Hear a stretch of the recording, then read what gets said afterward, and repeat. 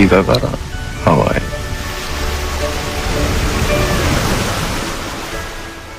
자, 이 코너명 계속해서 문자로 오고 있습니다. 그 중에서 지난주에는 박지원의 꿀렁꿀렁 임시로 1위 하고 있었는데 꿀렁꿀렁이 좋은 것 같아요.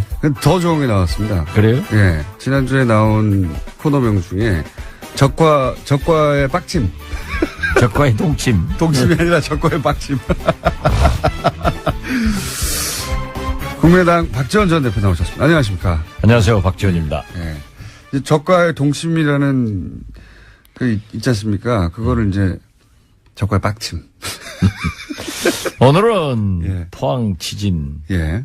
또 여진으로 포항 시민들이 굉장히 불안해하고 또 피해가 있고 수능생들이 일주일간 연기당하고 또 무슨 국회의원들 걸린 사람들이 많아요. 예. 예.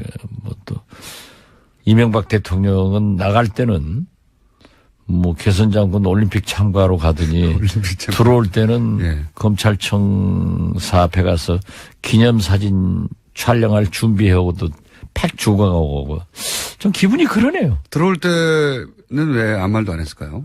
그러니까 검찰청 가서 이제 사진 찍을 준비하니까는 기분이 나빴겠죠. 수능을 연기한 결정 자체는 어떻게 보십니까? 저는 아주 잘했다고 봐요. 그렇죠. 예. 자, 그렇게 이제 시작을 해서 일단 몇 주 전부터 얘기하셨던 국민의당과 바른정당 연대 혹은 뭐 합당 이거는 뭐 안 된다라고 계속 오판이다 하셨잖아요. 근데 최근이 아니죠. 어제 그저께 물론 뭐 당대표가 되어서 인사차 만난 것도 있지만 핵심적인 그 관심사는 이제 혹시 또 합당하느냐 혹은 연대하느냐 뭐 어떤 거기서 상견례한 이후에 뭔가 물밑에서 뭔가 있지 않을까 뭐 이런 생각들 많이 하지 않습니까? 자꾸 얘기했지만 계속 군불은 떼더라고요. 예. 또 연기도 많이 나요. 요즘은 아주 많이 나요. 연기가 많이 나요. 네. 그러니까 그 연기 맞다가 콜록콜록 기침만 하고 있는데 그래도 또 안철수 대표께서는 의지가 강한 것 같습니다. 그죠? 아주. 왔다 갔다 하니까 모르겠어요. 왔다 갔다 하지 않고 약간 주춤했다가 계속 같은 방향으로 가고 있긴 하는 거 아닙니까? 그러니까 이렇게 좀 몰아가는데 예. 상황을 봐가면서 이러다가 우리는 가랑비에 옷 젖는 것 아닌가. 가랑비에 내려가지고 예. 모르는 사이에 옷 젖으면은 스르르륵 되는 겁니다. 예. 그런데 꼭 그렇게 되지는 않을 거예요. 국민일보든가요. 그 전수조사라고 하며 기사화된 걸 보니까 당내 5분 정도는 합당을 찬성한다고 나왔던데요. 그리고 물론 뭐 반대하는 의견들이 더 많습니다만은 5분 정도는 찬성하는 것으로. 뭐 40명 중에서 예. 5분이야 그럴 수도 있겠죠. 그렇지만은 제가 볼 때는 통합이라고 하는 것은 40대 20을 생각했고 예. 지금 또 연대는 그 10명 숫자를 가지고 예. 우리에게 함께 하자 하는 것을 의미하는데 사실 원내 의석 한 석이 엄청나게 중요한 건 사실이에요. 예. 그렇지만 우리가 여당도 아니고 제일 야당도 아니고 40석에서 뭐 대석 붙여봐야 예. 거기서 거긴데 뭘 연대한다는 거예요. 우리가 연대해서 무엇을 이끌고 갈 수가 없거든요. 그리고 연대를 한다고 하는 것은 사실 방송법 개정 같은 것은 한국당이나 바른정당 우리 민주당이 해서 국민의당이 해서 네. 민주당이 반대하고 있는 것을 설득하는 그런 것도 있을 거고 예를 들면 적폐청산 같은 것은 민주당과 해야 되고 이런 건데 그렇게 딱 둘이 하겠다 하는 것은 저는 좀 명분상에도 그렇고 정치적 실리면에서도 조금 전응아들이 하는 것 아닌가. 전응아들이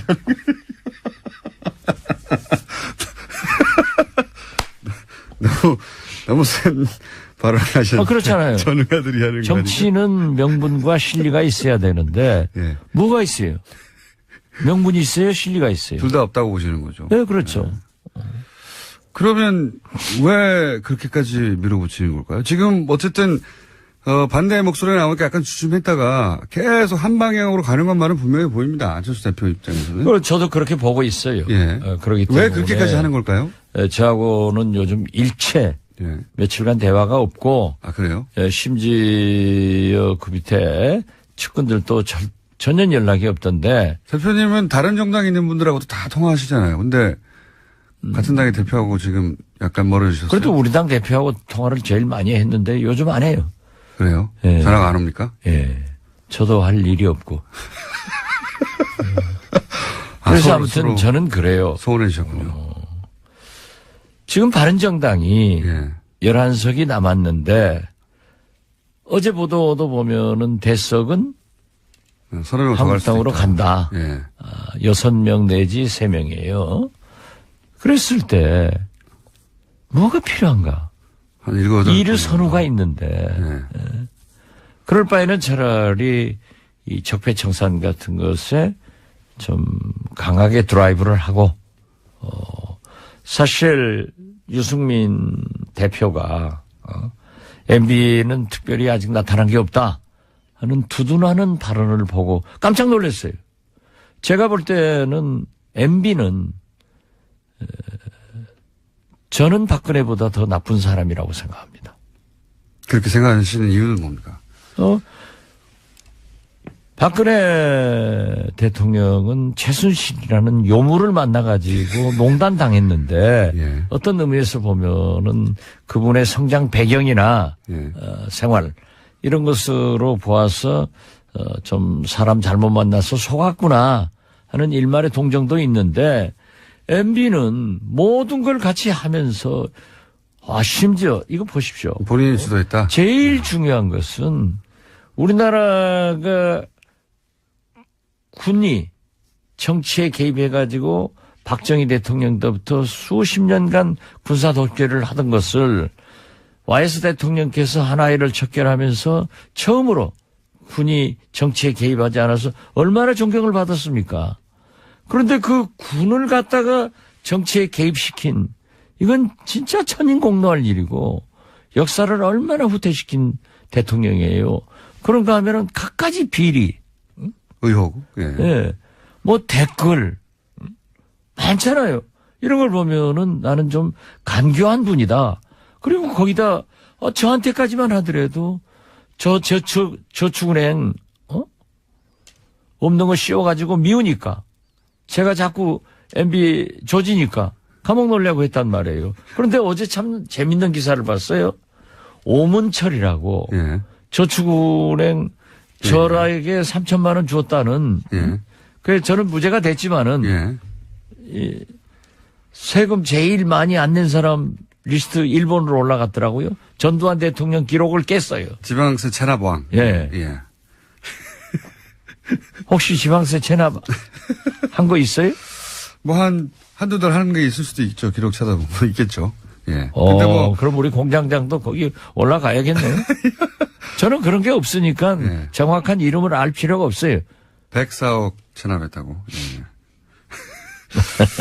자, 그런데 그렇게 유승민 대표가 옹호할 때 오히려 공격해야 되는데 같이 적폐청산을 이렇게 힘을 주지 않고 오히려 이렇게 자꾸 연대 쪽으로 관심을 가진 이유가 정말 중요한 이유가 뭘까요? 반대하는 분들 더 많지 않습니까? 당내에도. 글쎄요, 그런 것은 아직 뭐 저는 이런 것 아닌가 하고 생각하지만은 우리가 오는 21일 끝장 토론을 하기로 했으니까 거기에서 모든 것을 얘기해야지 또 여기 이 불법 방송에서 얘기하면은 합법 발언도 의심되기 때문에 이런 거 아닙니까? 혹시 제가 보기에는 이런 걸까라고 생각되는 게 뭐냐면 당내 반대가 있다는 건 명백한 것이고요. 이미 많은 의원들 뭐 대표님 포함하여 많은 의원들이 그거 안 된다. 정체성도 다르고 실익도 없고 명분도 없다는 얘기를 많이 하셨는데 그러면 나갈 테면 나가라. 그렇게. 나갈 테면 나가라. 그렇다고 해서 딱히 나갈 것도 없지 않느냐는 자신감 하나. 혹은 실제 나간다 하더라도 그 나간 부분은 바른정당에 이제 잔류하시는 분들이 들어와서 메꾸고 그래서 당을 조금 보수한 다음에 자유한국당에서 아마도 틀림없이 온전히 계속 다음 대선까지 가지 못할 것이다. 그럼 거기서도 또 사람이 좀 나와서 우리가 양극단의 세력이 아니라 중도다 하는 틀을 만들기 위해서 이제 밑작업을 시작한 것이다. 이렇게 큰 그림에서 보면 그런 거 아닐까요? 제가 볼 때는 뭐 부분적으로 맞는 부분도 있는데 뭐 공장장 실력이 어디 그 정도 가지고는 분석이 안 되고 제 분석은 명확해요. 예, 어떻게 되는 겁니까? 나갈 테면 나가봐라. 예, 그거 있고요. 너희들이 어디로 가겠느냐. 그런데 그걸 믿었다가 그렇게 얘기했다는 큰 코 다칩니다. 그래요? 예. 그렇다는 얘기는 나갈 수도 있다는 거네요? 그렇게 그 지능이 좀 공장장 정도 되면은 자꾸 그렇게 묻는데 또 제 지능 정도 되면은 항상 여백을 남겨두는 거예요. 한번 생각해 보라고. 정치자들이 그걸 생각해야 계속 듣는 거예요. 네, 알겠습니다. 나가실 수도 있고. 이 정책 연합에 대해서는 나는 그 반대는 하지 않습니다. 그렇지만은 무엇이 우선순위냐 이거예요. 이 시대에. 이 시대의 우선순위는 적폐청산과 개혁에 있어요. 그런다고 하면은 이명박 박근혜 적폐청산이나 국정원 이런 문제에 대해서는 민주당과 연합이 돼야 되고 방송법 개정은 민주당이 약속하고 냈던 것을 안 하기 때문에 한국당과도 연합할 수 있다. 케이스 바이 케이스로 연합할 그렇죠. 수 있는데. 그렇기 때문에 이것은 그렇게 강조할 필요성이 없는 거다. 당연히 해야 하는 일이다. 정책연대는. 그런데 제가 세 번째로 유승민 대표가 과거에 햇볕 정책, 그 탈호남 이런 얘기를 하다가 많이 변했더라고요. 그 변한 것은 좋은 의미로 변하면 좋은 거예요. 좀 유연해졌다? 유연해진 건 사실이에요. 그런데 그게 감춰진 발톱이 보일 수도 있다. 그렇기 때문에 우리도 그렇게 믿어서는 안 되는데 아무튼 유연해진 것은 좋다고 저는 받아들이고요. 그런데 중도 보수를 얘기를 했어요. 중도 보수. 그러면서 1차적으로 국민의당, 다음 한국당과 한다. 하는 것을. 1차적으로 바른정당, 그 다음에 다음 한국당. 아니요. 유승민 대표도 1차적으로는 국민의당, 유승민 대표도 2차적으로는 한국당, 그래서 보수 대연합을 한다. 여기에 이명박 대통령도 외국으로 나가면서 통합하라라고. 통합하라. 이런 걸 보면은 1년에 보수 대연합의 한 방법으로 우리 국민의당이 끌려 들어가지 않느냐. 그런 우려가 있죠. 그런데 그러니까 현재 우리 국민의당 의원들한테 너희 나갈 데가 있느냐. 나가려면 나가봐라. 이러지만은 우리는 우리의 정체성을 이렇게 짓밟고 간다고 하면은 나갈 데가 있어요. 나갈 데가 있습니까? 정의당으로 가십니까 혹시? 아니 우리끼리 하는 거지 뭐. 우리끼리 하는 거지. 그래서 나는 괜히 이러한 일을 했다가 무엇이 국민을 위해서 좋은 일이냐 이거예요. 그리고 앞으로 내년 지방선거도 있지만은 총선도 있고 내년 지방선거 3년 있으면 총선 4년 있으면 대통령 선거가 줄줄이 우리나라 선거가 이어지고 있잖아요. 이런 때 보수 대연합으로 다시 뭉쳐진다고 하면은 또 진보 개혁 세력들은 분열된다고 하면은 4년 후 대통령 선거에 또 다른 박근혜가 당선 안 된다고 누가 봐요. 그래서 우리는 지금 현재는 정체성을 중심으로 자기의 맡은 바 국가 대개혁에 매진하자 이런 것입니다. 대표님이 걱정하시는 거는 국민의당이 보수 대연합의 도구처럼 일부처럼 이용될까 봐 걱정하시는 거잖아요. 그렇게 이용된다고 하면은 저는 절대 정치를 안 하죠. 함께 안 합니다. 그런데 이제 그래서 유승민 대표도 국민당하고 나중에 자유한국당과도 어떤 중도 보수 연합을 생각하시는 거고 유승민 대표 입장에서는 안철수 대표 입장에서는 자 뭐 호남에서 일부 반대하는 의원들이 있는데 나갈 테면 나가고 그렇게 그 강한 진보의 색깔은 좀 떨쳐내고 중도 보수를 본인을 중심으로 생각해서 국민의당의 일부와 바른당 일부와 그리고 자유한국당에서 일부 떨어져 나온 분들 해가지고 이렇게 또 본인이 중심이 된 당을 생각하고 그 중간에 이제 만나는 지점이 유승민 대표하고 있어서 유승민 대표와 본인이 경쟁해서 그 당에서 이기고 그 다음에는 대선 후보가 되고 이런 구상 아닐까요? 뭐 안철수 대표가 여러 그림을 그리겠지만 예. 뭐 2012년 대통령 선거부터 지금까지 대통령 그림도 실패했고 예. 또 박원순 시장 서울시장 4년 전 그 서울시장 그림도 결국 지금 자기가 시장을 나오려고 하더라도 그렇게 큰 당선 가능성이 있는 건 아닌지 않아요. 지금은 그렇습니다. 예. 지금으로는. 그렇기 때문에 저는 그림 잘 못 그리는 사람이로 봐요. 그림 잘못 그리는 사람. 그런 그림인 것 같긴 하죠. 제가 방금 얘기한. 유승민 대표는 유승민 대표 중심으로 이제 통합의 그림을 그리고 안철수 대표는 안철수 대표 중심의 통합을 그리는데 첫 단계인 어쨌든 국민의당과 하는 게 더 좋겠다고 하는 거에서 지금 의견 일치를 봐서 이렇게 가까이 가고 있는 것 같은데.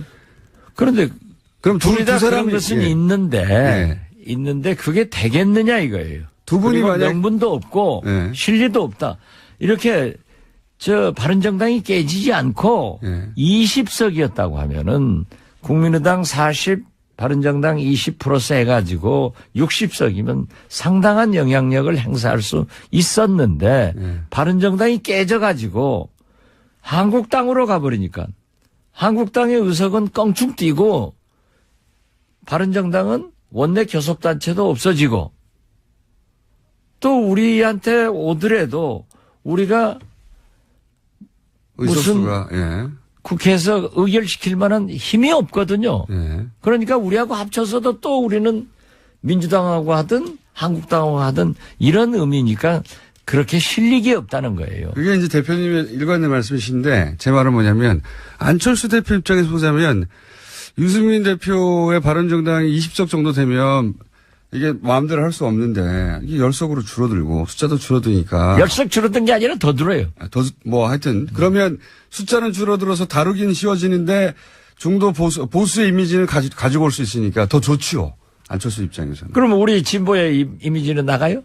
그러니까 그렇게 해서 나가더라도 이 보수 쪽으로 좀 옮겨가야 되겠다 이런 그런 생각은 하실 수 있겠지만 예. 저는 그것이 안철수 대표가 성공할 수 있는 길이 아니다. 길이 아니다. 예. 그래서 이렇게 지금 20일 날 대토론회 하면 결론이 어떻게 날까요? 개판될 것 같아요.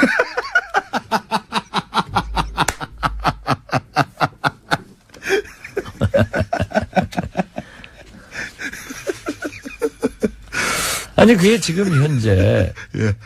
어제도 몇 사람들 만나보면 335 만나보면은 예. 안 된다는 것도 강하고 예. 하겠다고 하는 사람들은 안철수 대표도 안 한다고 그래요. 예. 지금 현재 말씀은. 그러니까 안철수 말씀을 저는 믿고 있어요. 예. 그런데 그 주위에 있는 한두 사람은 또 계속 라디오에 나와서 하겠다고 하니까. 회의 석상에서 나와서 자기들끼리 회의니까. 예. 지도부는 자기들이니까. 거기서 하고 있으니까 우리야 모르죠. 그런데 우리끼리 모이면 또 이건 절대 안 된다. 한 가지만 여쭤볼게요. 더. 시간이 다 돼가지고 오늘은 좀 짧으네요. 얘기가. 아까 나가라고 하는데 어디 나갈 데가 있겠느냐 하고 이렇게 밀어붙인다고 하셨는데 그럴 경우에 나갈 데가 있어요. 우리끼리 하지 뭐 하셨잖아요. 네. 그럼 정말로 예를 들어서 호남 의원들 혹은 뭐 이런 통합은 동의하지 못하겠다고 하는 의원들 한 10분이나 한 20분 정도 이렇게 나와가지고 다시. 왜 10분을 얘기해요? 훨씬 많은데. 그래요? 우리를 한국당 정도, 바른정당 정도 취급하려고 그래요? 20명 정도. 우리도 원내교섭단체가 돼야 할 수 있죠. 20명 이상의 원내교섭단체를 만들 수도 있다. 별도로. 그런 작전을 지금 짜고 계신 눈빛이 반짝반짝 하시는데. 이건 지금 라디오니까 눈빛 안 나가요. 물론 꼭 그렇게 한다는 게 아니라. 것이 아니라. 네, 꼭 그렇게 한다는 게 아니라. 그러한 방법도 모색할 수가 있다. 그렇게 계속 밀어붙이면. 네. 네. 작전 있으시군요. 진전도 돼요. 아, 그래요? 네. 그런 이야기가 진전되고 있다. 이렇게 하느니 차라리 우리끼리 나와가지고 원내교섭 딱 해가지고 하자. 예. 어정쩡하게 이게 뭐냐. 이런 진전도 있다. 중요한 비밀을 말씀해 주셨는데. 비밀이 아니라 실제지 뭐. 알겠습니다. 자, 적과의 빡침. 오늘 여기까지 하겠습니다. 국민의당 박지원 전 대표였습니다. 감사합니다. 예, 감사합니다.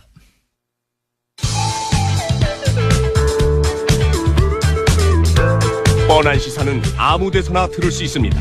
다른 뉴스 김어준의 뉴스 공장.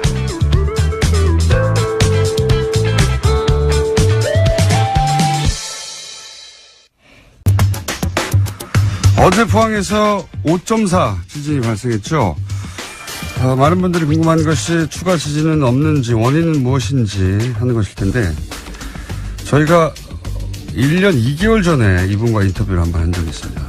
일본 도쿄대 해양연구소의 박진호 교수님 전화 연결했습니다. 안녕하세요, 교수님. 안녕하세요. 네, 오랜만입니다, 교수님. 예, 오래간만입니다. 예. 네, 그때 무슨 말씀을 하셨냐면은 이제 우리나라도 해양 지진, 해일 이런 위험성이 없다고 할 수 없다. 그런 말씀 하셨지 않습니까? 예. 예. 예. 연결해서 저희가 오늘 좀 여쭤보고 싶은 게 우선 첫 번째는 일본의 동일본 대지진이 2011년이었던가요? 그때 있었죠? 예, 맞습니다. 네. 예. 그때 지진과 경주 지진 혹은 지금 포항 지진과 상관관계가 있습니까? 지금까지 봤을 때, 네. 작년 경주진도 그렇고, 어제 지진도 그렇고, 예. 역시 2011년에 발생했던 규모 9.0의 동일본 대지진의 영향으로, 예. 아시아 전역에서 지진을 일으키는 에너지, 활성단층에 축적된 음력의 불균형 때문에, 예.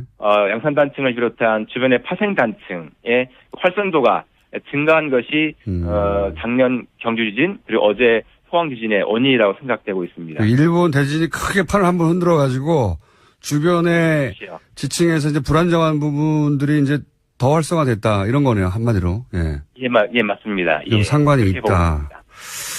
자, 그러면 일본 대지진 정말 엄청난 규모였는데 9.0 뭐 숫자만 들어도 지난번 경주 지진 때 그런 말씀 하셨지 않습니까? 앞으로 이게 끝이 아니고 예. 지진이 더 올 수도 있고 또 해일도 올 수도 있고 이런 거에 대한 연구와 대비가 있어야 한다고 말씀을 하셨는데 예. 그럼 그런 말씀대로 하자면 지금 포항 지진이 끝이 아니라 한반도에서 지진이 앞으로도 지속적으로 더 올 수도 있겠네요. 그죠?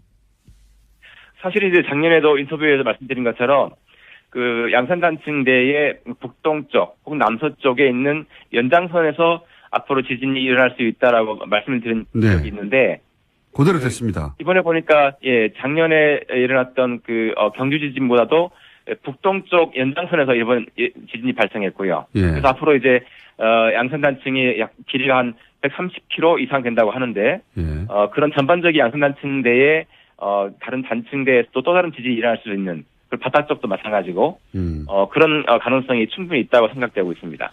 그러니까요. 저희가 이제 다시 1년 2개월 만에 오신 이유가 작년에 하셨던 말씀대로 되어가고 있어서 근데 이제 그 중에 작년에 하셨던 말씀 중에 제가 제일 기억이 나는 게 해일 같은 거, 해저면에서 지진이 발생해서 해일 같은 거 있을 수 있다. 예. 그런 무서운 말씀을 하셨어요. 그것도 역시 여전히 그런 가능성도 염두에 두고 계십니까? 예, 맞습니다. 사실 작년 경주 지진하고 어제 포항 지진의 관계를 보면, 예. 지진이 양산 단층 대를 따라서 남서쪽에서 북동쪽으로 이동하는 그런 모습을 보이고 있다는 것이 대단히 흥미로운 사실인데요. 예. 만약 그렇다면, 이 상태가 그대로 된다고 한다면, 이 추이가 유지된다고 한다면, 앞으로 양산 단층의 동해 바다 쪽, 연장선, 저희는 이제 그 지역을 울릉분지라고 부르는데, 그 울릉분지의 그 대륙 사면을 따라서 향후에 이번 포항 지진과 유사한 지진이 발생할 수 있고요. 그리고 만약에 울릉분지의 대륙 사면, 즉 해저면이 붕괴할 경우에 예. 그 해저 산사태가 발생할 수 있고 예. 그런 대규모 해저 산사태는 바로 쓰나미를 일으킬 수 있는 그래서 어쩌면 그런 쓰나미가 우리나라 동해안에 위치한 원전에 위협을 가할 수 있는 그런 잠재 요인으로도 생각하고 있습니다. 아, 그게 가장 무서운 시나리오인데요. 예. 그러니까. 예.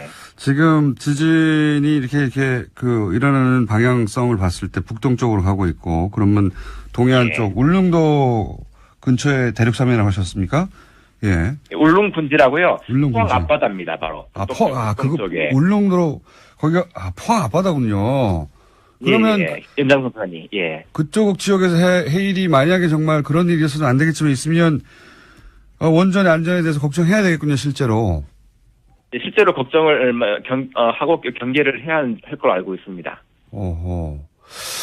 굉장히 무서운 시나리오인데. 그러면, 물론 그런 일이 있으면 안 되겠지만, 사실은 뭐 정부가 하는 일이라는 게 그게 퍼센티지가 뭐 1%만 돼도 0.1%만 돼도 그런 거 대비해야 되는 거 아니겠습니까? 네, 맞습니다. 네, 이럴 위험성에 대비하기 위해서는 뭘 어떻게 해야 됩니까? 그 역시, 우리나라, 일본도 마찬가지지만, 그 지진의 발생에 대해서는 이제 아주, 작은 가능성이라 할지라도 아주 보수적으로 최대한 그렇죠. 맞습니다. 준비를 해야 되는데, 역시, 작년도 그렇고 올해도 보니까 역시 지진 쓰나미 연구를 위한 그 인력 양성이 시급할 것 같고요. 네. 그 다음에 지진을 조사할 수 있는, 즉, 육상 지진뿐만 아니라 바다에서 일어날 수 있는 지진도 포함해서 예. 그런 지진을 조사할 수 있는 관트 인프라를, 조속히 구축하는 것이 시급하다고 생각합니다. 그렇군요. 그 분야는 일본이 뭐 가장 앞서가는 분야인데, 예. 교수님이 도움을 많이 주셔야 될 것 같습니다. 사실, 일본도 지진이나 또 이런 문제에 대해서는 일본만큼 대비가 철저한 나라도 없었는데, 이 쓰나미 한 번에 원전이 사고가 났지 않습니까? 그렇죠. 예. 그것까지는 일본도 예측하지 못했던 거죠. 그 정도 강도는. 물론이죠. 예. 철저하게 대비한다고 했는데 그러니까 그런 교훈도 있으니 지금 이 일본 사례를 연구하기도 하고 이 쓰나미에 대해서 연구하기도 하고 어떻게 대비해야 되는지 인력도 양성하고 시설도 확충하고 해야 된다 이거죠. 예, 맞습니다. 더 큰 지진. 그러니까 지금은 이제 동해안 쪽에서의 쓰나미 가능성에 대해서 가능성이 아주 낮아도 대비해야 한다는 말씀이시고 육지에서도 더 큰 지진이 가능할 수 있습니까? 사실은 이제 어제 지진 난 것이 전진인지 본진인지 아직 확실하지 않다는 것이 문제가 되고 있고요. 우리 언론에서는 본진이라고 이해하는데 이게 본진이라고 딱 단정할 수 없나요?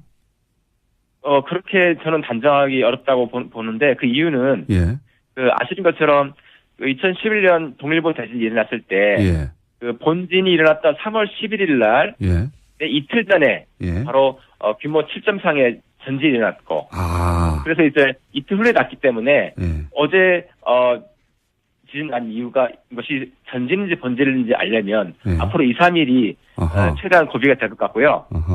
또 한 가지는 연쇄 지진입니다.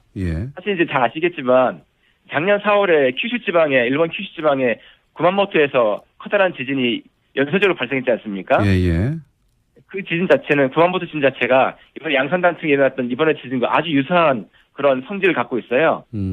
그래서 작년 4월에 구만모토 지진 경우도 그 4월 14일에 규모 6.5 지진이 발생했고, 그다음에 하루 뒤엔 15일에 규모 6.4, 그리고 이틀 뒤인 16일에 규모 7.3의 지진이 연쇄적으로 발생했습니다.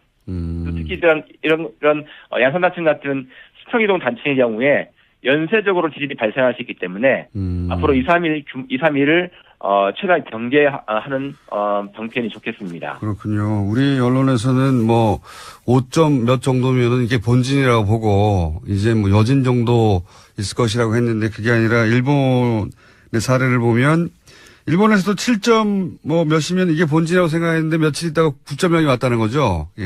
맞습니다. 이틀 뒤에 일어났었죠. 동일본 대진 경우에. 그러니까 이게 본진이라고 단정할 수는 아직은 없다. 2, 3일 더 봐야 된다. 그래서 2, 3일 정도 2, 3일이 아마 최대 고비일 것 같습니다. 알겠습니다. 저희 오늘은 정규 코너들 때문에 짧게 하는데요.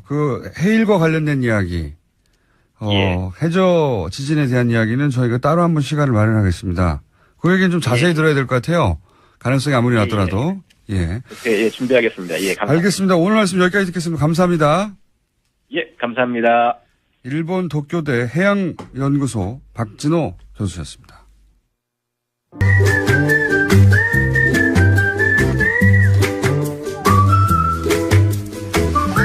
김진애 박사님 나오셨습니다. 안녕하십니까? 네, 안녕하십니까? 자, 네. 오늘 어디서부터 얘기할까요? 오늘 갑자기 지진이 있어가지고. 아니, 제가 딱 한 주 안 나왔는데, 네. 2주일 동안 일이 너무 많았어가지고. 예. 그러더니 드디어 급기야 지진까지 나네요. 정말. 트럼프 왔던 것도 굉장히 여러 가지 에피소드가 많았고, 예. 블랙하우스 오픈한 것도 뭐 있었지만, 하여튼 간에 어저께 지진. 요 얘기 잠깐 하고 넘어가야죠. 네, 지진, 저는 길에 걷고 있었어요. 그리고 방송 준비하고는 하고, 솔직히는 이렇게 큰 건지 모르고 지나갔는데. 저는 느꼈습니다. 네. 살짝 아니, 근데 한 3, 4층만 있던 사람들 다 느꼈다 그래요. 그래서 그 후에야 이것저것 사철 지정을 알게 됐는데, 아니, 일단 하나는요, 뭐 오늘 수능 못 보신 분들 굉장히 마음이 혼란스러우시겠지만, 다행히 어저께 나서 얼마나 다행인가. 그러니까요. 오늘 마냥 났으면, 큰일 날 뻔했어요. 어떡할 뻔했나. 막 이런, 막 생각하니까 막 소름이, 그런 건 정말 대재앙이거든요. 포항에서 시험 치는 학생들 어떡합니까, 그러면? 그럼요. 다 뛰어나가야 되는데. 네, 다 뛰어나가고. 그리고 요새는 스마트폰 있고 그래가지고 금방 또 알게 되거든요. 그러면요. 일주일이 아니라 다 걷고 시험 전체를 다시 준비해야 돼요. 글쎄 말이죠. 그래서 저는 어저께 택시기사님하고 그쪽 쪽만 빼고서 볼 방법이 없느냐. 우리 막 연구하다가 말도 안 되죠. 아무래도 안 되겠다. 그러고 왔더니 조금 있다가 이제 조금 이따 연기한다고 나왔는데 그거는 현명한 결정이라면 어떻든지 안전이 제일 중요하고요. 그리고 앞선 인터뷰에서도 나왔지만 이 여진뿐만 아니라 이게 연쇄 지진이 날지 어떨지는 지금 모르고 아무도 있거든요. 모르는 거거든요. 지금 이게 지진 자체에 대해서 아무도 모르고 있는 것뿐만이 아니라 저도 이제 1년 전에 얘기도 했지만 이 특히 양산단층과 그 옆에 있는 이렇게 비껴가는 단층에 대해서 우리가 지금 정확히 파악을 하고 있지를 못해요. 우리는 지진이 없는 줄 알았기 때문에 우리 땅에서는. 그래가지고 지금 이거를 파악하는 게 굉장히 중요한 일이기 때문에 그래서 저는 보고요. 지금 굉장히 면밀해. 그래도 요번에 한 가지 칭찬할 만한 거는 요번에는 지진 난 지 한 20초 만에 23초 만에 이게 경고문이 왔어요. 그때는 박근혜 정권 때는 국민안전처가 옥상옥으로 20분인가 있다 왔잖아요. 근데 국민안전처라는 게 따로 있었는데 또 이번에는 계측기도 많았다고 그러고 그래서 자동적으로 이게 발생하도록 해놨답니다. 그러니까 조금 나아진 거죠. 그러니까 많이 나아진 건데 저는 지난 1년 전에 방금 전에 했던 인터뷰 그때 이제 우리나라에서는 사실 일본이 지진에 관해서는 세계적인 그 수준에 도달해 있지 않습니까? 그럼요. 거기는 뭐 지진 일상화돼 있어. 초등학교 들어가자마자 유치원 때부터 지진 나면 어떻게 해야 되는지 다 훈련돼 있는. 그런데 거기서 이제 해상 지진에 대한 이야기를 그때부터 하셨거든요. 그리고 그게 가능성이 낮다 하더라도 대비 꼭 해야 한다. 글쎄 우리가 해상 지진 때문에 해일이 크게 난 적이 없기 때문에 우리는 덜 신경을 쓰는데 일단은 후쿠시마 얘기 그거를 갖다가 생각을 안 할 수가 없고 우리가 원전이 있으니까 그쪽에 다 있단 말이죠 우리가. 그럼요. 그게 다 또 해변가고. 그리고 또 원전을 또 짓고 있던 원전을 계속 짓기로 한 결정이 한 달 후에 났으면 글쎄 말이죠. 아마 이거 있었으면 또 좀 달라졌을 것 같다는 생각이 들고요. 그다음에 이제 아무래도 제가 뭐 건축 분야에 일을 하니까 안전에 대해서 조금만 더 얘기를 드리면 어저께 이제 사진들이 굉장히 많이 나와서 막 떨어지고 날리고 막 저기 하는데 일단은요, 거기 어저께 한동대가 제일 난리를 치지 않았습니까? 이게 벽이 떨어지고 그래서 그랬는데 제가 사진으로만 봐도 이거는 바깥에 외장재가 떨어진 거예요. 구조가 흔들린 게 아닙니다. 그러니까 여러분들이 이렇게 잘 보실 때 이렇게 뭐 벽돌이 떨어진 거라든가 외장재, 뭐 대리석이 떨어진 거 이런 거는 신경 쓰실 필요가 없습니다. 왜냐면 안전 때문에 막 고심하실 필요가 없어요. 물론 다 이제 고치려면 돈 들고 그러는 거지만 건물이 구조적으로 흔들린 게 아니다. 구조적으로 흔들린 게 아니기 때문에 그러니까 이제 그거는 걱정하실 필요가 없는데 정말로 구조적으로 걱정하는 건 옹벽에 금이 갔거나 이번에 이제 아파트들 아파트가 다 이게 요새는 다 철근 콘크리트 이렇게 옹벽으로 올라가는 게 많아요. 벽체 시스템이거든요. 근데 여기에 어저께 저 보니까 조금 걱정이 되는 게 일단 진앙지에 있는 5계층 5층짜리밖에 안 되는 것들이 막 기울고 그렇다는데 그건 진앙지에 있기 때문에 굉장히 문제가 있습니다. 그런 건 정말 조심하셔야 돼요. 어저께 보니까 고층 아파트에 이렇게 창으로 이렇게 대각선으로 금강거 그런 거는 상당히 문제가 있을 가능성이 높습니다. 높으니까 그러니까 옹벽에 뭐가 문제가 생겼다는 건 조심하셔야 되고 그다음에 가끔 보니까 다세대 주택에 1층에 필로티로 만들어 놓은 거. 그러니까 필로티라는 게 기둥만 있고 벽체가 없는 거죠. 예를 들어서 지하 1층 같은 경우는 주차장으로 쓰려고. 주차장으로 비워버리는 경우. 기둥만 놓는데 기둥이 무너진 데가 좀 있어요. 근데 이게 왜 그러냐면요. 사실 지진이 나면은 제일 문제가 되는 게 벽체 시스템으로 지어진 건축물이 제일 위험합니다. 왜냐하면 이렇게 기둥으로만 된 거는 지네들끼리 이렇게 흔들흔들 하다가 다시 이렇게 좀 찾아요. 근데 이제 이 필로티로 된 그 다세대 주택 같은 경우에는 이게 정말 나쁜 게 1층은 기둥이고 2층부터는 벽체예요. 아하. 그러니까 얘가 그러니까 말하자면 뒤뚱뒤뚱 되는 거죠. 전체가 그러니까. 다 기둥이면 전체가 다 기둥이면은 이게 이제 위험합니다, 좀. 그러니까 일본이나 샌프란시스코나 이렇게 지진이 많은 지역에 대부분들이 목조나 철골조를 짓는 이유가 같이 와글거리라는 거거든요, 지진하고. 근데 이렇게 우리나라는 예전부터 벽체를 많이 썼기 때문에 벽체를 쓴 것들이 많이 위험합니다. 근데 이제 다세대 주택이 이번에 보니까 몇 개가 기둥이 이렇게 들어간 게 그런 거는 심각한 겁니다. 그리고 1층만 기둥을 세우고 주차장으로 비우고 위에는 벽체로 올라간 거. 이런 것들이 이제 그러니까 건물의 균형이 잘 안 맞는 거죠, 말하자면은. 그러니까 이제 그런 건물은 사각 짝대기 위에다가 벽돌을 싹 쌓아버린 거니까. 그러니까는 우리가 뭘 이고 있다고 생각해 보세요. 이게 더 뒤뚱거리는 거죠. 그래서 그리고 우리도요. 지금 뭐 여러 가지 내진 설계 운운하는 거 하는데 이번에도 이 벽돌 떨어지고 그런 거 보니까 우리가 그러니까 사실 전반적으로는 앞으로 가구식으로 바꿔야 돼. 가구식이라는 게 기둥하고 보가 있는 겁니다. 그러니까 만약 벽체로 하는 것보다는 그게 훨씬 더 전체적으로 안전하고요. 그다음에 그렇게 되면은 외벽에 붙이는 것들을 다 라이트한 거로 붙일 수가 있어요. 경량으로. 이 지진을 겪다가 사람들이 점점 어떤 식으로 지어졌는가, 내진 설계가 잘 됐는가 하는 것도 입지 조건을 따질 것 같아요. 앞으로는. 그럼요. 앞으로 따질 겁니다. 워낙 땅은 흔들리지 않는다고 생각해 왔기 때문에 그런 거 안 따졌거든요. 그동안은. 한 두 번 경험을 안 그래도 뭐 어저께 보니까 부산에 요새 무슨 아파트 뭐 잘 되고 어쩌고 저쩌고 또 문제 되겠네. 또 안 되겠네. 아니 근데 저도 그 아파트 금강거 봤는데 그게 이제 말씀하신 대로 그냥 외장의 문제인지 아니면 근본적인 문제인지 잘 몰랐지만 그럴 경우 그 아파트를 비싼 돈을 주고 입주한 분들은 어떡합니까? 재산상에. 그럼요. 그거는 시공사한테다가. 그리고 그다음에 천재지변으로 인한 거는 대부분들이 하자보수도 잘 안 됩니다. 그건 하자보수의 문제가 아니라 그 아파트를 새로 줘야 되는 수준입니까? 그럼요. 왜냐하면 이제 여러 가지 보험을 들어놓은 게 있기 때문에 하자보수 보험이라든가 보험 들어놓은 게 있기 때문에 보험이 좀 나오고 그러는데 이 천재지변으로 해서 이런 일이 일어난 건 아마 보험 커버가 많지가 않을 거예요. 그러니까 이제 조항이죠. 그러니까 뭐 심각한 거죠.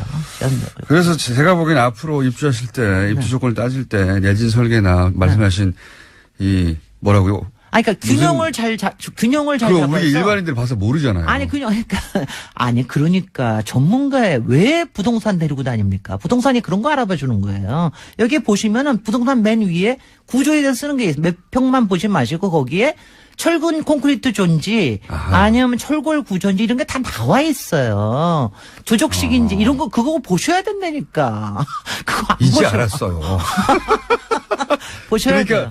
조적식이면 적어도 조금 여러 가지가 문제가 있을 가능성이 큽니다. 네, 지진의 관점에서 보자면. 지진의 관점으로 봐서. 내진의 관점에서 보자면 이건 좀 불안할 수도 있다. 네, 그렇습니다. 그게 유난히 민감한 분들이 있을 수 있으니까요. 그럼요. 그런 것들을 보셔야 돼요. 그 철골 구조가 그 상태, 내진 설계 쪽에서는 유리하다. 그리고 외벽이 하여튼 라이트한 게 훨씬 더 안전할 가능성이 높습니다. 외벽이 라이트한지 일반인. 라이트하는 게 이제 유리가 저기고, 왜냐하면 이런 거 보는 거 있잖아요. 왜 이렇게 벽돌로 이렇게 크다는 거 붙여놓고 운운한 것들은 다 좀 무거운 건물들이에요. 근데 너무 무겁지 않은 건물이 좋아요. 그러니까 외벽을 치장하느라고 무거운 뭡니까 대리석 같은 걸 확 붙였다든가. 대리석 같은 거는 괜찮아요. 요새는 이제 대리석을 근데 속조 건물을 아예 구조부터 했다라 그러면 힘들고요. 바깥에 스킨을 살짝 붙여놓은 것들은 큰 문제 없습니다. 떨어지면 다시 붙이면 되고요. 그런 것 때문에 요번에 이제 굉장히 놀라신 분들 많을 텐데 외장에 떨어진 것 같은 거는 신경 쓰지 마시고. 그건 오히려 안전한 거다. 오히려 그 건물은 안전할 수가 있습니다. 외벽 정도 떨어진 것은 기둥에 금이 갔다. 나는 기둥은 말할 것도 없고요. 나는 지금 옹벽에 금 간 거 보면은 심란합니다. 그래서 잠 잘 못 잤어요. 심란합니다. 그런 거 보면은. 왜냐하면요, 우리 분야에서. 트럼프 얘기도 해야 되는데 시간이 1분. 트럼프 얘기는요, 트럼프 예고하고 와서. 아니 국회 연설을 하는데 63빌딩 롯데월드. 저도 이것 때문에 자존심 상했어요. 그래가지고 이거 안 되겠다 얘기해야 되겠다. 그래서 얘기를 해가지고 이제 왔는데. 역시 지적하시는 거예요. 저도 네, 이게 뭐냐고 우리를 뭘로 보고. 다 거기에 이제 이유가 있습니다. 왜냐하면 트럼프는 뉴욕에만 트럼프 타워를 가지고 있는 게 아니라 트럼프라는 이름을 여의도에 팔아먹은 사람이에요. 여의도 트럼프 월드 트럼프 월드 타워. 근데 자, 그러면 이제 잠깐만요. 네. 트럼프와 건축 이야기는 다음 주에. 재밌겠죠? 다음 주에 뵙겠습니다. 네, 김진애 박사님이었습니다. 안녕. 안녕.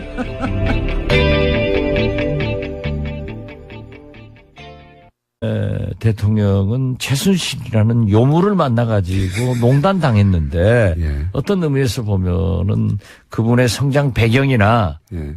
생활 이런 것으로 보아서 좀 사람 잘못 만나서 속았구나 하는 일말의 동정도 있는데 MB는 모든 걸 같이 하면서 심지어 이거 보십시오. 본인이 주도했다. 제일 중요한 것은 우리나라가 군이 정치에 개입해가지고 박정희 대통령 때부터 수십 년간 군사 독재를 하던 것을 YS 대통령께서 하나이를 척결하면서 처음으로 군이 정치에 개입하지 않아서 얼마나 존경을 받았습니까? 그런데 그 군을 갖다가 정치에 개입시킨 이건 진짜 천인공노할 일이고 역사를 얼마나 후퇴시킨 대통령이에요. 그런가 하면은 갖가지 비리, 의혹, 예. 예, 뭐 댓글 많잖아요. 이런 걸 보면은 나는 좀 간교한 분이다. 그리고 거기다 저한테까지만 하더라도 저축은행 없는 거 씌워가지고 미우니까 제가 자꾸 MB 조지니까 감옥 놀려고 했단 말이에요. 그런데 어제 참 재밌는 기사를 봤어요. 오문철이라고 예. 저축은행 저라에게 3천만 원 줬다는. 예. 그래서 저는 무죄가 됐지만은 예. 이 세금 제일 많이 안 낸 사람 리스트 일본으로 올라갔더라고요. 전두환 대통령 기록을 깼어요. 지방세 체납왕. 예. 예. 혹시 지방세 체납 한 거 있어요? 뭐 한두 달 하는 게 있을 수도 있죠. 기록 찾아보면 있겠죠. 예. 근데 뭐 그럼 우리 공장장도 거기 올라가야겠네요.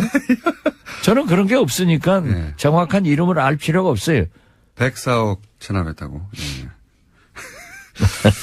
자, 그런데 그렇게 유승민 대표가 옹호할 때 오히려 공격해야 되는데 같이 적폐청산을 이렇게 힘을 주지 않고 오히려 이렇게 자꾸 연대 쪽으로 관심을 가진 이유가 정말 중요한 이유가 뭘까요?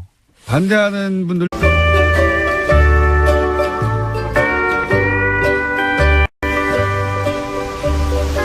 네가 가라 하와이.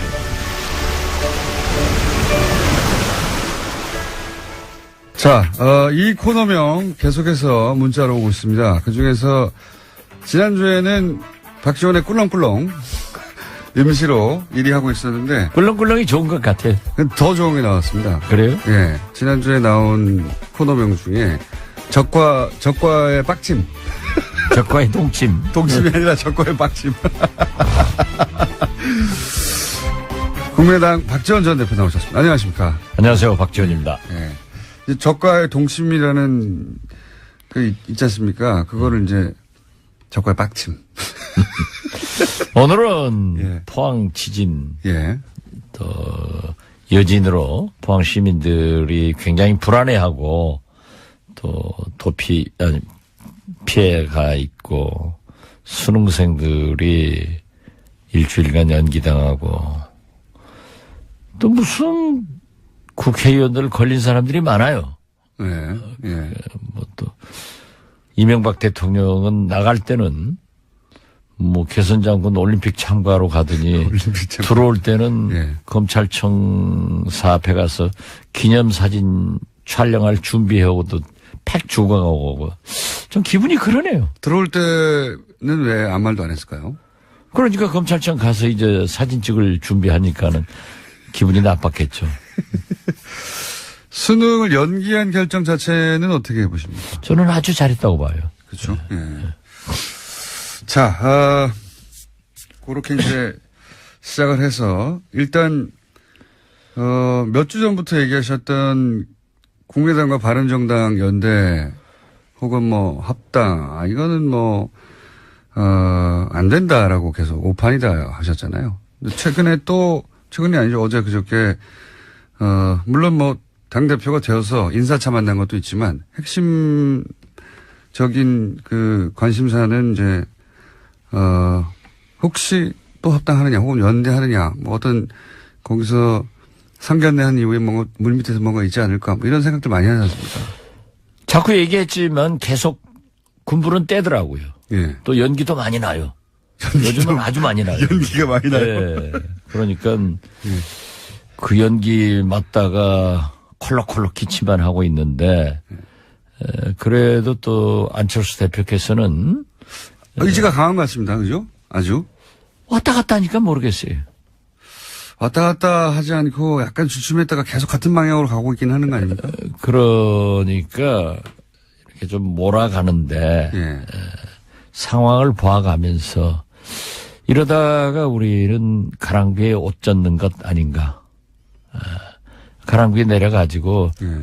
모르는 사이에 옷 젖으면은 스르르륵 되는 겁니다. 예. 그런데 꼭 그렇게 되지는 않을 거예요. 국민일보든가요. 그 전수조사라고 하며 기사가 된 걸 보니까 당내 5분 정도는 합당을 찬성한다고 나왔던데요. 그리고 물론 뭐 반대하는 의견들이 더 많습니다만은 5분 정도는 찬성하는 것으로. 뭐 40명 중에서 예. 5분이야. 그럴 수도 있겠죠. 그렇지만은 제가 볼 때는 통합이라고 하는 것은 40대 20을 생각했고 예. 지금 또 연대는 그 10명 숫자를 가지고 예. 우리에게 함께 하자 하는 것을 의미하는데 사실 원내 의석 한 석이 엄청나게 중요한 건 사실이에요. 예. 그렇지만 우리가 여당도 아니고 제일 야당도 아니고 40석에서 뭐 대석 붙여봐야 예. 거기서 거긴데 무엇을 연대한다는 거예요. 우리가 연대해서 무엇을 이끌고 갈 수가 없거든요. 그리고 연대를 한다고 하는 것은 사실 방송법 개정 같은 것은 한국당이나 바른정당, 우리 민주당이 해서 국민의당이 해서 예. 민주당이 더 많지 않습니까? 당내에도.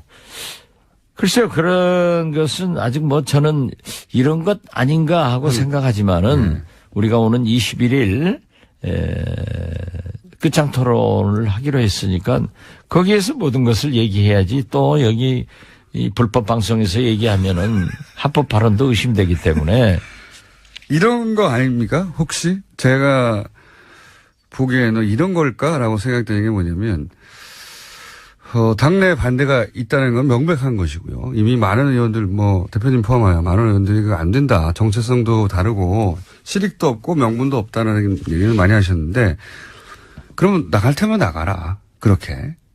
나갈 테면 나가라. 그렇다고 해서 딱히 나갈 것도 없지 않느냐는 자신감 하나.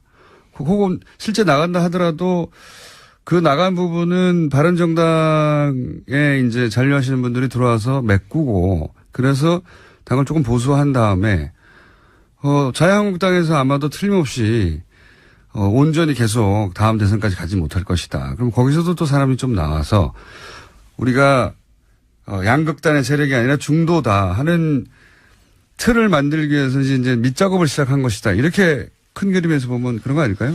제가 볼 때는 뭐 부분적으로 맞는 부분도 있는데 뭐 공장장 실력이 어디 그 정도 가지고는 분석이 안 되고 제 분석은 명확해요. 예, 어떻게 되는 겁니까? 나갈 테면 나가봐라. 예, 그거 있고요. 너희들이 어디로 가겠느냐. 그런데 그걸 믿었다가 그렇게 얘기했다는 큰 코 다칩니다. 그래요? 예. 그렇다는 얘기는 나갈 수도 있다는 거네요? 그렇게 그 지능이 좀 공장장 정도 되면은 자꾸 그렇게 묻는데 또 제 지능 정도 되면은 항상 여백을 남겨두는 거예요. 한번 생각해 보라고. 정치자들이 그걸 생각해야 계속 듣는 거예요. 네, 알겠습니다. 나가실 수도 있고. 이 정책 연합에 대해서는 나는 그 반대는 하지 않습니다. 그렇지만은 무엇이 우선순위냐 이거예요. 이 시대에. 이 시대의 우선순위는 적폐청산과 개혁에 반대하고 있는 것을 설득하는 그런 것도 있을 거고, 예를 들면 적폐청산 같은 것은 민주당과 해야 되고 이런 건데 그렇게 딱 둘이 하겠다 하는 것은 저는 좀 명분상에도 그렇고 정치적 실리 면에서도 조금 전응아들이 하는 것 아닌가. 전응아들이 하는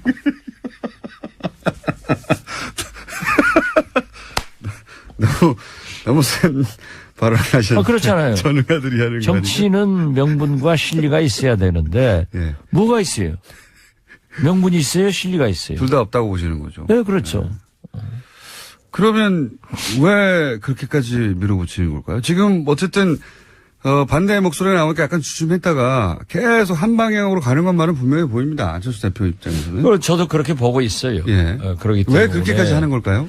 저하고는 요즘 일체 예. 며칠간 대화가 없고. 아, 그래요? 심지어 그 밑에 측근들도 전혀 연락이 없던데. 대표님은 다른 정당에 있는 분들하고도 다 통화하시잖아요. 근데 같은 당의 대표하고 지금 약간 멀어지셨어요. 그래도 우리 당 대표하고 통화를 제일 많이 했는데 요즘 안 해요. 그래요? 예. 전화가 안 옵니까? 예. 저도 할 일이 없고. 그래서 아무튼 저는 그래요. 소원해주셨군요. 지금 바른정당이 예. 11석이 남았는데 어제 보도도 보면은 대석은 한국당으로 간다. 예. 6명 내지 3명이에요. 그랬을 때 뭐가 필요한가?